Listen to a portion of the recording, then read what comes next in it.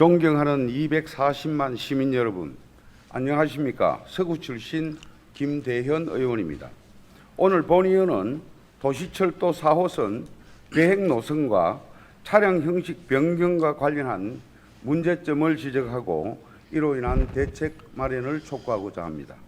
트램은 도심 활성화와 도시 재생의 수단으로서 대구시를 포함해 14개 지방자치단체에서 도입을 검토하고 있으며 독일, 프랑스 등 해외 운영 사례에 긍정적인 요인이 작용한 것으로 알고 있습니다.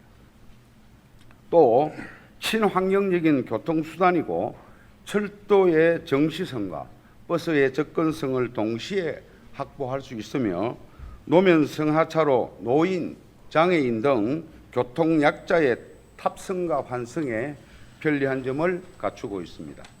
그리고 우려하는 교통정체 문제는 승용차의 운행을 줄이고 시내버스, 트램 등의 대중교통을 이용하도록 하는 교통환경 조성을 통해 해결할 수 있다고 생각합니다. 이러한 많은 장점 때문에 도입 결정된 트램 형식을 모노레일 형식으로 변경하는 것에 따른 계획 노선과 차량 형식 변경으로 인한 문제점들을 지적하고자 합니다. 첫째로 트램에서 모노레일로 차량 형식 변경 문제입니다. 시장님은 대구시장 후보 시절부터 도심 교통난을 가중시킬 수 있다는 이유로 트램 도입을 반대한 바 있으며 트램으로 설계되고 있는 것은 폐기하겠다고 공언한 것으로 알고 있습니다. 대구 서부권 주민의 수건 사업인 서대구역 기점인 도시철도 순환선은 대구 도시철도망 구축계획 변경안이 늦어도 올 8월 말에는 승인될 전망이었으나 이 시점에서 노선안이 다시 변경되면 추진계획은 전면 수정되고 일정은 더 미뤄질 수밖에 없습니다. 더 큰 문제는 홍준표 시장님이 당선된 후 4호선의 노선 변경뿐 아니라 운행 수단마저 트램에서 모노레일로 변경하겠다고 하셔서 이로 인한 혼란과 갈등이 심각한 사항이라는 것입니다. 모노레일로 건설될 경우 철로 주변 지역 주민들의 생활권 침해 민원이 많이 발생한 것으로 알고 있습니다. 대구시는 트램이 모노레일로 차량 형식이 변경되면서 예상되는 일정 지연과 다양한 민원 발생에 대한 더욱더 면밀한 검토가 필요할 것입니다. 둘째로 트램 노선 변경에 대한 시민들의 우려를 지적합니다. 대구시장직 인수위원회의 공약을 보면 인수위원회는 순환선 규모를 36km로 선정했으며 구체적인 노선은 밝히지 않고 있습니다.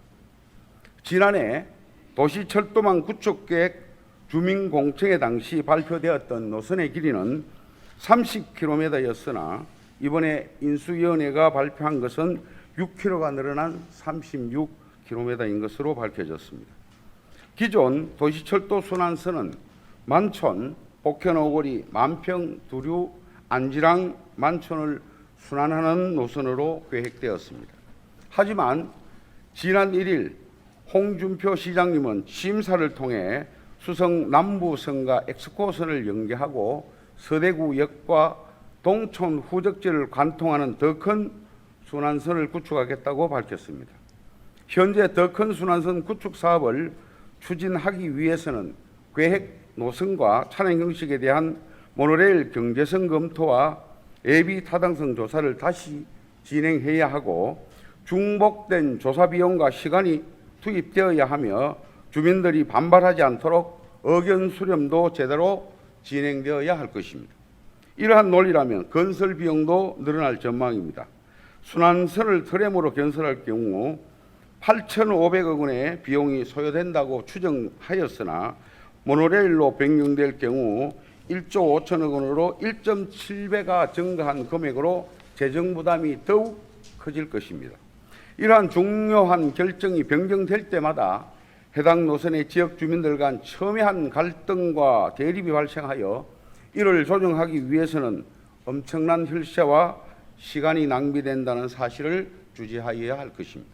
시장이 바뀔 때마다 주요 사업을 손바닥 뒤집듯 바꾸면 돈은 돈대로 들고 정책의 일관성이 떨어져 시민들의 혼란은 가중되는데 이러한 부작용을 뛰어넘을 만큼 변경의 명분과 논리가 뒷받침될지 의문입니다. 이러한 계획들이 전면 변경된다면 도시철도 순환선은 어느 세월에 착공될지도 의문입니다. 이러한 방식으로 노선과 차량 형식이 바뀐다면 기존 발표된 트램 노선 주변 주민들의 엄청난 저항을 불러일으킬 것이 자명하므로 이러한 갈등과 대립을 줄일 수 있는 의견 수렴이 전제되어야 할 것입니다. 기존 발표된 트램 노선 주변에 거주하는 시민들은 대구시가 약속을 저버리지 않는 신뢰 행정이 이루어지기를 굳게 믿고 있습니다. 도시철도 순환선이 조기 착공될 수 있도록 만전을 기해 주시길 바라면서 이만 발언을 마치겠습니다. 경청해 주셔서 감사합니다.